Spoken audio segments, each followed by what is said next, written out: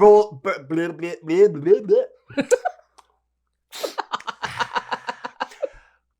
welcome back to the Nerd Shelves. I'm Judy. And I'm Michael. Another video of our top 100 games. Top 100 board games. Yes, today we're going to talk about 81 to 90. Yes, and we used the Pub Meeple app to help us rank our board games. Yes, Yeah. It's easier. Yeah, well, yeah, it was easier. Absolutely. Beep, boop, beep, boop. Yeah, that's right. Now, if you haven't seen our 91 to 100, that was the video we did before. The link is below, so go check that out. But today we're talking about 81 to 90. So let's start with 90s. Yes, number 90. Go ahead. Okay, so the 90s, I can never pronounce the name properly. Okay, I need a cheat sheet. What is a game that you can't pronounce? It's Cryptid Oh, Urban Legends. Oh, interesting. I always say Urgent Lemons. Urgent Lemons? Urgent Lemons. Urgent Lemons. Oh, Urban Legends. Yes. So Interesting. Cryptid, there's the big box one, but the one I play with is the Urban, see, again, Urban Legend. Urban It's Legends. a smaller one. Yeah. So in this game, again, you're a scientist using a heat sensor to go through the city and try to find out cryptid, and you want to capture where it is. And it's quite simple. It's kind of grid movement. Right. Yeah, it's super fun. I think if I play more, it might go up the list a little bit.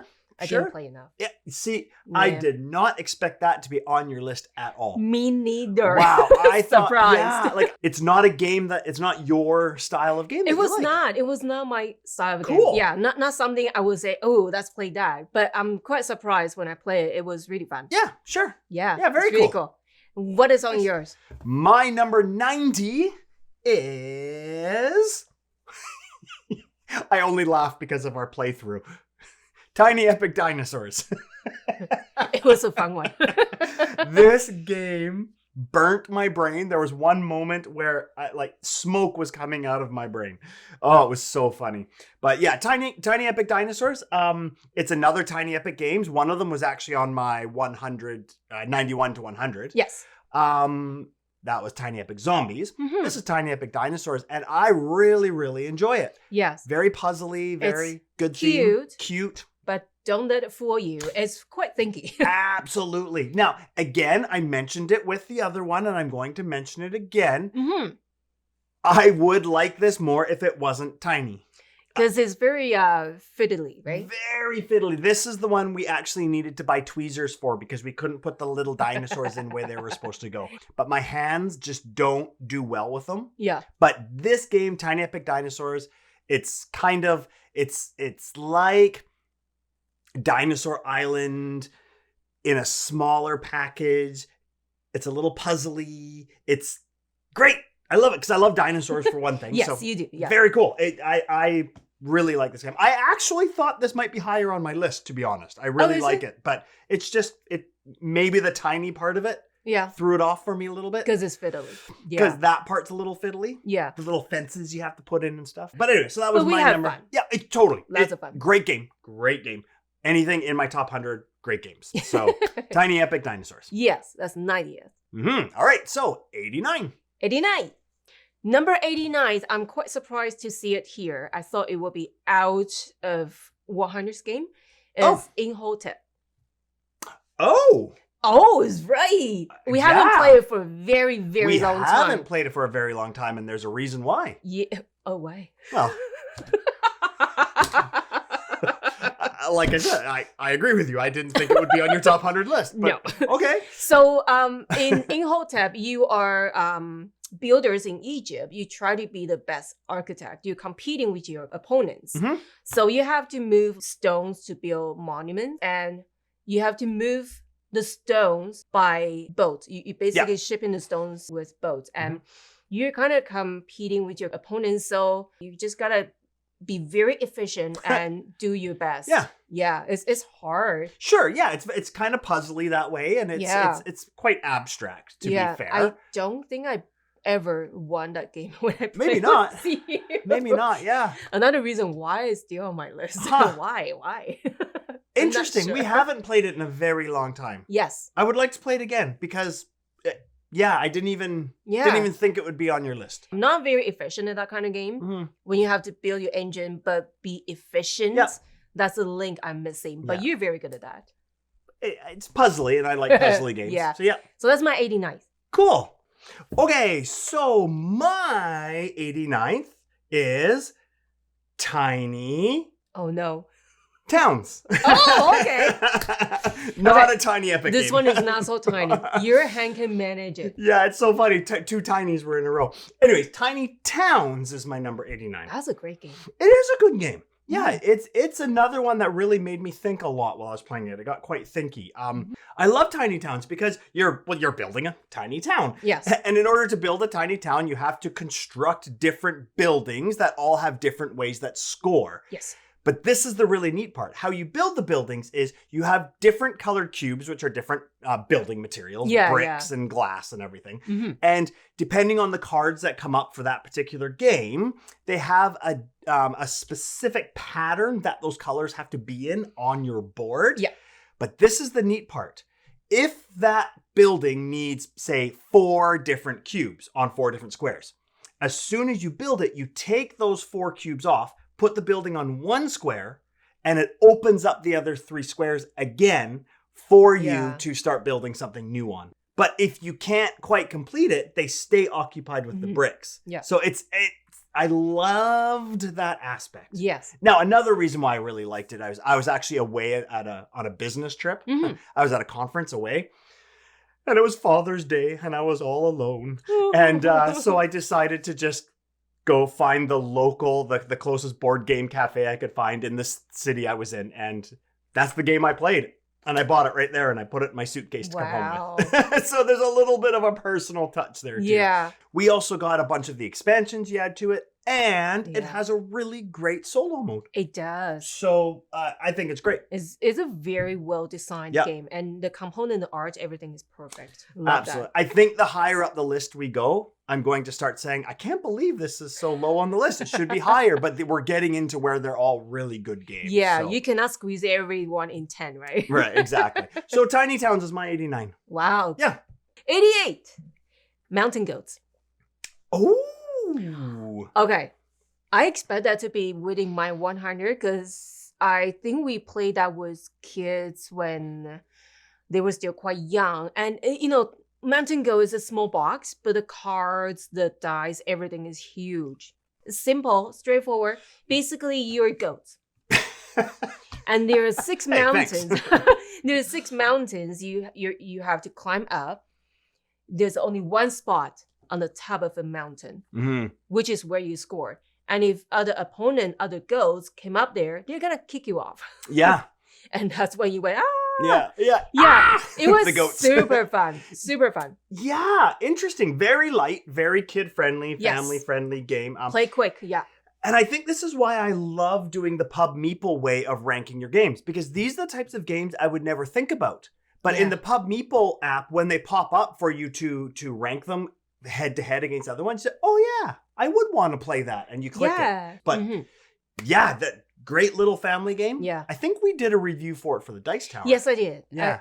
Yes, we did. Yes, we did. Yes, we did. I was there too. Not just me. Yeah. Yeah, Cool. so that is 88. Very cool. Good What is one. yours? I like it. Okay, my number 88 is... Mountain Goats? No, it's not. Is another filler game. Oh. Yeah. King Domino. Oh. Yeah, I think King Domino is a modern classic for filler games. It's brilliant. It's simple. It's easy. Anybody can play it. Yeah. It's basically in King Domino, it's like dominoes, but instead of numbers, your tiles have different landscapes on them. And then some of them also have crowns on them. And you're just trying to build contiguous groups of landscapes. And you multiply the number of crowns in each landscape by the number of squares of that landscape. And there's bonuses for completing your grid perfectly. And then there's bonuses for, if you want to play that way, keeping your kingdom in the middle. But that's it. That's all it is. You multiply the crowns by the number of tiles for each type of landscape and add up your score. Yeah, I think we did how to play tutorial for our local board game cafe. Yeah. So they can promote this game to school districts. To the school district, yeah. This is such a good game to introduce to classrooms. Absolutely. It's got spatial awareness. It teaches multiplication. It's a great game. Yeah. But that's the beauty of this game. I play it with my board game group, right? This group, we love big, heavy Euros. But we'll also play this. Yeah. Right? As maybe at the end of the night or whatever. Yeah. It's a great filler game. Super. Yeah, I'm that's glad 88. it's on it. Yeah, me too. Yeah. Now my 87 is gonna knock your socks off. 87's gonna knock my socks off. Okay. I can't believe it's on 87. Why? You think it would be higher? No, because I never understand what I was doing when I played this game. Perfect. I love it. Okay. It's a wonderful world. Oh, yeah. Yep. Every time. Great game. Every time we play, I will be doing things. It's a civilization games. Sort of. So I say pseudo civilization game. Pseudo. Yeah. So it's hand management. There are so many cards. And because there's so many cards, I'm not very strong at hand management when it comes to like civilization games because you're already thinking about what to do. You have to like progress in the game, but your hand is so full. It's just so chaotic for me. Yeah, it can be. Yeah. I mean, so okay, I wouldn't.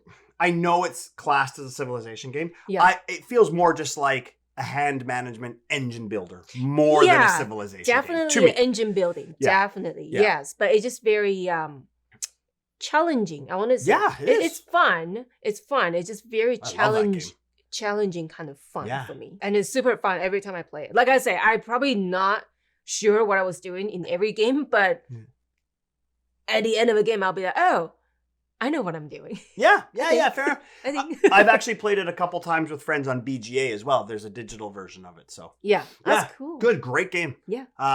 87. It might be higher up on my list, or it might not. I don't know. You'll have to wait and see. We shall see. Yeah. You're 87. Oh yeah, 87 for me is a game that I know you never really want to play because you don't like being chased. Oh. Burgle Brothers. Oh. Yeah, I love Burgle Brothers. Yikes. I think it's so cool. Burgle Brothers is a co-op game, and there's different variants that you can play. Basically, the variants are how many different floors you have. Yeah. But you are, guess what? Burglars.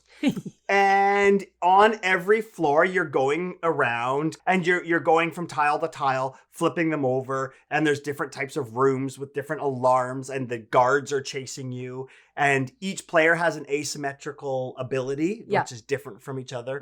And then if you find the loot that you're looking for on the first floor, then you got to get up to the second floor through the staircase and find the loot again, and then get to the roof to escape. But what's neat to find the loot is it's always in the safe. Yep. And how to crack the safe is wherever the safe is, you draw a line horizontally and vertically. Yep. And every tile has a number on it. Mm-hmm. All those numbers are the combination to the safe. So to crack the safe, you have to start rolling dice and roll enough of those numbers to cover each tile. Yep. And then you've cracked the safe. It's such a cool idea. And then you grab the loot and you run up and you go up to the next one and the guards are chasing you. It's just fun. It's great. Yeah. The box looks like a building that you're in. I don't know. It's just really cool. It is really fun. See, I'm really excited about when it. I play. Yeah. But when I'm being chased, I only want to hide in a bathroom and not come out. Well, you can. Do you know why? I know. That's what I'm doing. Because in the toilet of the game, you actually have stealth tokens where you can hide. Anyways, after all that, my number 87 is Burgle Brothers. And I love it. So as we're getting higher up this list, these are all games that I love. So awesome. Yeah. Cool. Hey. 86. 86. Tiny Epic Dinosaurs. Oh, really? Yep. I didn't think we'd have a crossover on each individual video. I knew we would in the top 100, but I didn't expect it. Really? I see that coming. Cool. Cool. So Tiny Epic, I like it because I don't have a problem with big hands. I don't. That game is, boy, so hard. Yeah. It's management, like your dinosaur ranger. You're trying to breed the dinosaurs and you're trying to sell them. Yeah. It's fun. It's Yeah. fun. It is fun. We have a lot of laugh in that live stream. 100%. Oh, 100%. So much fun. Mostly because I was broken. I just... That's it. Yeah. Yeah. We already talked about it, but that's great. So happy is Cool. 80th, yeah. Very cool. So that was All right. 86 for you. My number 86. Wow, another... This must be my list, my top 10 of filler games here. But number 86 is Love Letter. Oh, shut the front door. What can I say about Love Letter? I thought it would be top 20. Yeah, You play that a lot. a lot. As a like filler. Totally. Yeah, you know what? It could be higher. It definitely could be higher. I think maybe I'm kind of contradictory to what I said earlier. Maybe its simplicity kept it lower down the list. Yeah, okay. I don't know why. This is just where it is. You're right. Mhm. Maybe it could be higher. But again, it's Pub Meeple. So maybe while you're clicking it, I didn't feel the like other playing game, it at that time. yeah, I the don't other know. game is not as desirable. Maybe, Mhm. but I think Love Letter is brilliant in its simplicity. Yes. So basically, there is one deck of a few cards, and everybody knows what those cards are. Everybody knows what each card's ability has. There's the princess, there are the guards, there's the bishop, then they all have a certain ability. And basically, you're just going around. You have one card in your hand. On your turn, you pick up one other card, and you play one. And each card allows you to do something. Maybe you can look at somebody else's card, or you can guess another person at the table. You say, oh, I think you have the king. And then if you guess right, they're out. And you're trying to get everybody out, or compare hands and the higher number is out. And if you're the last person standing, you win the round. It is designed so brilliantly that there are a few cards that you think, why did that person ask? Oh, then that means they either have this card or this card. Then you can start deducing things. Yeah. Or there's a card that you have to play if it's in your hand, unless you have something else. And then you think, why did you play such a high card? Because if all the cards are done and there's still people playing, the person with the highest number wins. So there's all these things that you're thinking, why are you doing that? Oh, I know why you're doing that. And then you're thinking, oh, I know you know that I know. It's one of those types of games. A lot of interaction. So good. Super fast. Yeah. You play in rounds, and the first person to win 3, I think, is the winner. But it's just a game where everyone at the table is just watching each other and trying to figure out what they're doing. Great fun. You're right.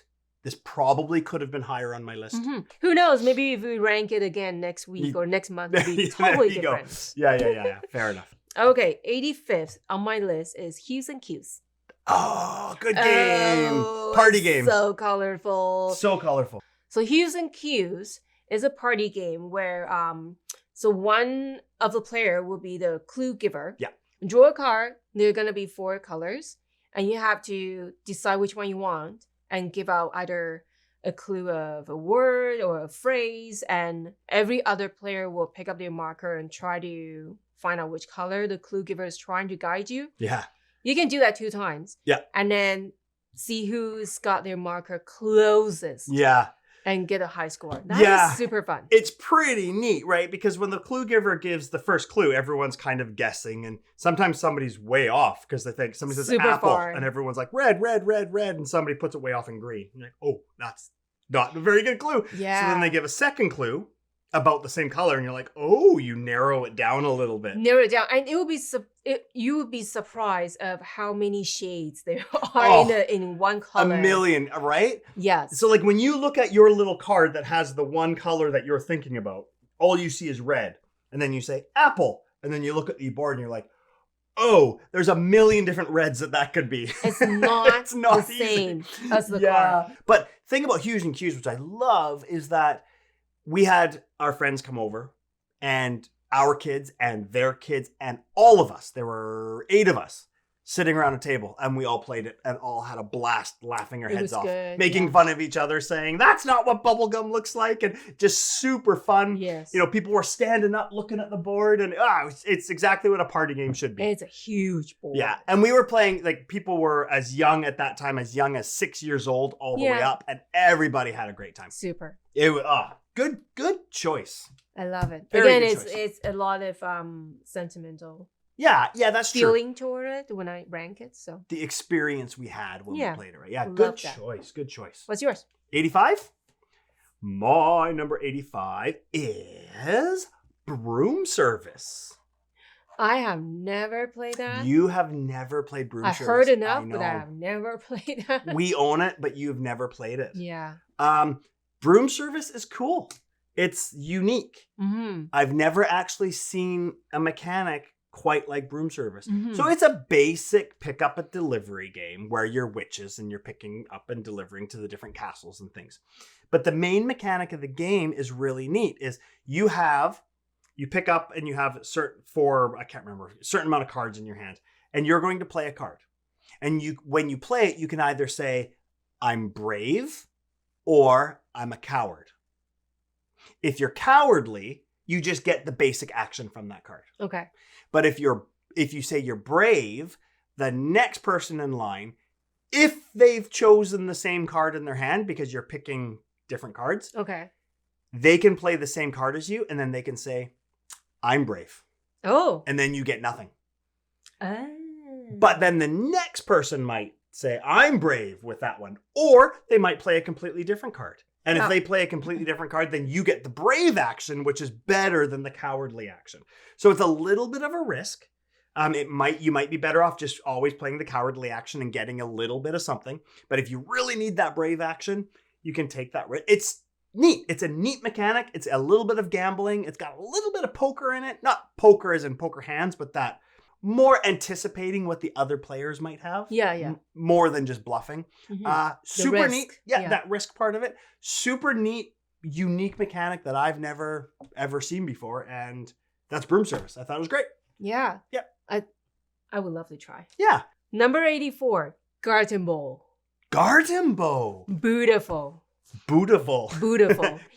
Garden Bowl is a tile laying game.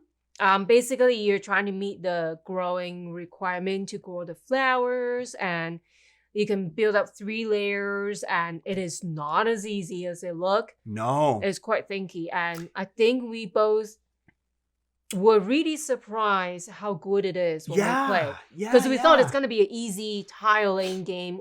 Tile laying, right? Usually it's Mhm. quite simple, but that is quite thinky, and we love it. Yeah. It's been a while since I played it. So it's different levels because you have to plant the seeds first, and then the plants grow, and then the flowers on top of it. And It's- different arrangement. It is Yeah. really cool. Yeah. Yeah.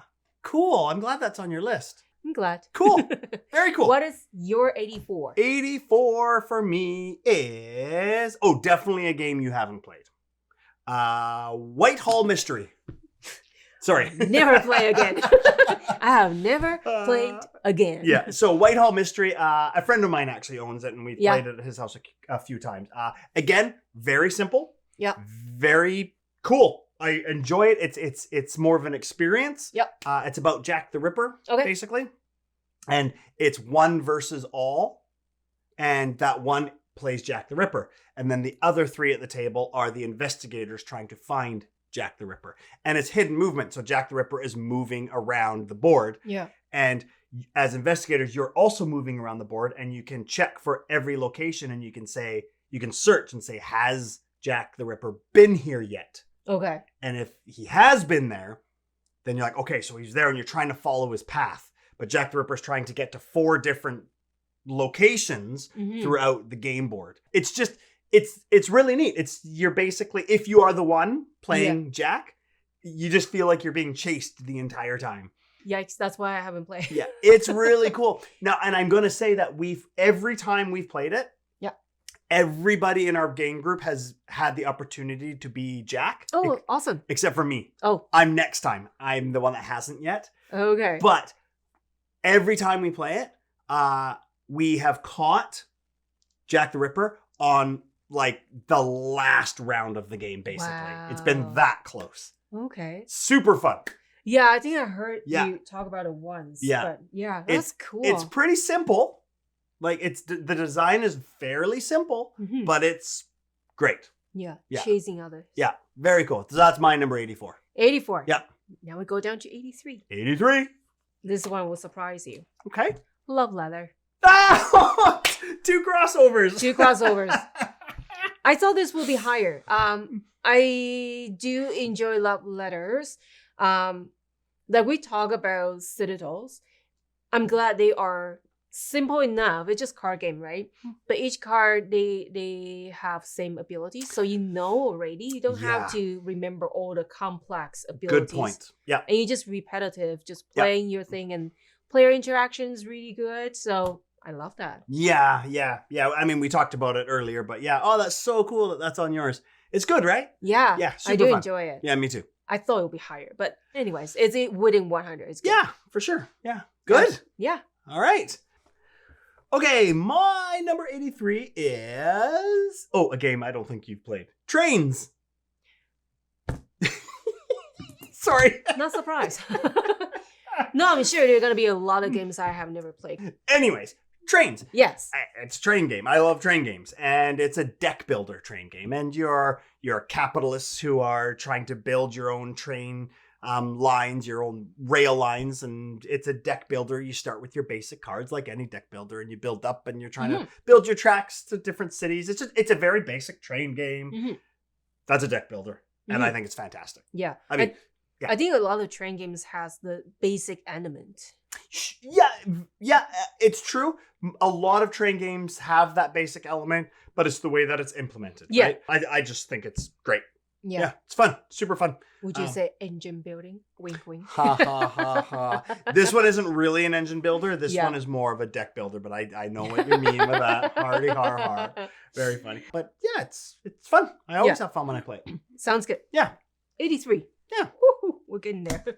My 82 is Dixit. Oh, Dixit. Classic. Dixit is one of the games. Yeah. That I bought expansion before the base game. And I'm not ashamed of it. I'm just forgetting. Yes, you did. Yes, you did. So Dixit is a storytelling game. You have lots of cards, beautiful cards. Beautiful artwork, yeah. There is a storyteller who is going to pick a card. Yeah. And they're going to give a clue. Yeah, it can be a word or a sentence or whatever. Yeah, basic, right? Yeah. And then every player will look at their hands and see which one is the closest. And then face down, put it out. And then everyone at the table will later guess which one is the storyteller's card. Yeah. And whoever get picked can actually get scored if you're not the storyteller. Yeah, because you're trying to trick everyone at the table, right? Yeah. It's a deduction kind of game. It is. It's like, if you remember back in the 80s, the game Boulder Dash. It was a game like that, but that was just words where you're making up definitions. Exactly the same. And we love to mix different expansions together because kids love the art and I love the art. Yeah. Some are really dreamy. It just trigger a lot of imagination for kids, and I think it's wonderful. Absolutely. Another great family game. Yes, and it's also very good for classroom. Yep. True. I just want to mention that. Absolutely. Yeah. Yeah. Cool. So that is my 82. Cool. What is yours? All right. My 82 is Verdant. Nice. Yeah, from Flat Out Games. Verdant's fun. Yeah, it's great. It's from the trilogy, right? There's Verdant, Cascadia, and Calico. And in Verdant, you are basically building your room or your house with different rooms and different types of plants. And it has that same mechanic that all three of those games have, where you're choosing tiles and cards together in pairs, and then you're playing them in certain ways, and you have to play your room or building as a grid, so it always has to go like plant, building, plant, building, plant, building, right? And different colors and different sunlights for different plants get you more points, and it's very point salad-y. Very point salad-y, very kind of puzzly, a little bit of spatial awareness, beautiful art. It's great. Yeah. When you say building, it's like the room. Your room. Yeah. Yeah. Sorry. Like it is your apartment. Yeah. That's what I meant by building. Yeah. Verdant, the sunlight you get from the room. Yeah. So different rooms have different windows on different sides. And it even comes with dogs and cats. Yeah, and different fish. furniture and things like that Yeah, that go in it. I love it. It's very chill to play. That's awesome. Yeah. How come I haven't get any of those games yet? I'm Well, surprised. because they're probably higher on your list. Could be. All right, let's go down to 81. Last one. Holy moly. Holy moly. Now, this is a little bit aggressive. This one is the wolves. Oh, the wolves. Yeah, it's territory management. Yeah. Yeah. Area control. Great territory management, movement. Yeah, it's Cool game. super Cool fun. game. But it's really fun. And I love this game has different modular boards. So every time you play, it's different layout. And it's just really good. I love it. It is. They did a really good job of making it feel like wolf packs. Yes. The way the mechanics and the way they work and the actions you can do based on how many wolves are around you, and you can build dens and different things to scare away other wolf packs. Yes. Or bring them in. Or bring them in. Make it stronger. Right. Yeah, you can make your pack stronger. Yeah. And then you've got the alpha and all.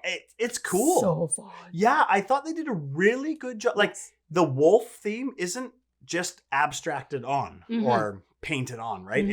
They use that wolf mentality, I guess. It's the only way to say it, in the mechanics of the game, and I thought that was really neat. It was really well made. Yeah, I Component agree. is good. Art Pandasaurus is great. Games, right? Yes. Yeah.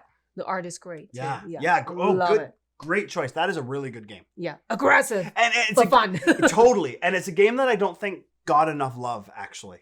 I think it's better than, like, it didn't get a lot of hype. It didn't get a lot of talk. No, it did not. Yeah. But it's good. Cool. Yeah. Good one. My 81. Yeah, I What love is it. yours? All right. The wolves? 81. No, this is, okay. The flying pig? What? Before I say this, I haven't had a lot of opportunity to play it. And I feel like it's something that I could really fall down a rabbit hole with and get stuck. Oh. So that's why it's only at 81 right now. Okay. And it is Star Wars Unlimited, Spark of Rebellion. Oh, okay. Right? Yeah, it's the LCG. It's new. It's brand new. It's just come out. We were given the starter decks, which are perfect to get going. It's got a light side and a dark side. You've got the starter Luke, kits, the Luke Skywalker deck and the Darth Vader deck. Yeah. And it's a living card game. And I really like it. And I'm really afraid I don't want to keep playing because I don't do those types of trading card games or living. Trading card game, yeah. Just it's pretty new to us. Well, I don't want to because you get stuck buying more and building your decks. And like I said, you can just go down a rabbit hole. But you know me, I'm a huge Star Wars fan. But I don't want to go down that rabbit hole. Yeah. Do you know what I mean? Your foot is already in though. Yeah. And yeah. But I love it. Like, it's just fun. It's just so neat to the stories that come out of the way it plays. And that's the way I like to play it. Like, I know you can just play it as a card game and just look at it that way, but I don't, where it's like, oh, Darth Vader just killed Princess Leia. Oh no. And like, you can build these stories. And then I think the last time we played it, you ended up giving a stormtrooper Darth Vader's lightsaber, which like would never happen for real, but it was just so cool because you can do that in the game. I don't know. I wasn't thinking. No. But that's the point of the game is you can do all this crazy stuff and it just tells a really neat story. Yes. And luckily it's already something you're familiar with. Yeah. So it's immersed into totally. And that's what I love about it. Yeah. And I think that's why I like it so much. Like, I'm not really into a lot of those types of card games as much. But this one I am because like every card I was like, oh, Han Solo, oh, C-3PO, oh, R2-D2, oh, Yoda. Big fan of Star Wars. Right. So 81 probably could go higher, but I don't want it to. I think it's perfect spot there. And I hope it stays there. No offense, because it scares me what would happen if I went too deep into this. We shall see if we have another set coming. Yeah. It might be, 65. Oh, jeez. Anyway, so that's why it's at 81. But yeah, super fun. It's great. Yeah. Great little game. Perfect. Yes. So that is a good ending for our 81 to 90s. Yes. From our top 100 board games. So what are yours? Leave a comment. Yes. If you've done the Pub Meeple ranking app. Maybe tell us your 81 to 90. Yep. And also go check out our 91 to 100 and leave comments there too. It's all there. It is. Yeah. Until next time. Go ahead and get another game off of your nerd shelves. Take care. Bye.